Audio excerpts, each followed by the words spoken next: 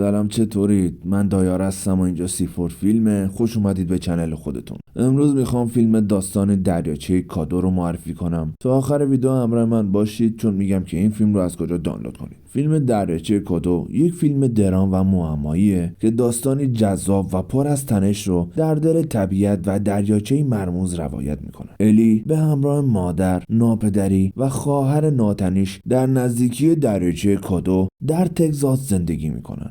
آنا، خواهر ناتنی 8 ساله الی، یک شب در نزدیکی دریاچه ناپدید میشه. پس از گم شدن اسرارآمیز آنا، ارتباط میان مرگ‌ها و گم شدن‌های پیشین در دریاچه کدو آغاز میشه. بیشتر از این موضوعشو نمیتونم توضیح بدم چون فیلم اسپویل میشه، اما این فیلم به خوبی به بررسی مضامینی چون عشق، وفاداری و قدرت طبیعت میپردازه. این فیلم با فضاسازی زیبا و صحنه‌های تاثیرگذار تجربه عاطفی و معمایی رو برای تماشاگران به ارمغان آورده. داستان آنا یادآور اینه که گاهی برای درک گذشته باید با سایه‌های اون روبرو بشیم و به دنبال حقیقت بگردیم. اگه به فیلم‌های بیشتر علاقه دارید، لینک چند تا فیلم رو این بالا براتون قرار میدم تا ازش دیدن کنید. اگه از ویدیو خوشتون اومده، خوشحال میشم ویدیو رو لایک کنید و چنل رو ساب کنید، چون هم از ما حمایت میکنید و هم ویدیوهای خفن آینده رو از دست نمیدید. برای دانلود این فیلمم میتونید به چنل تلگرام ما بپیوندید.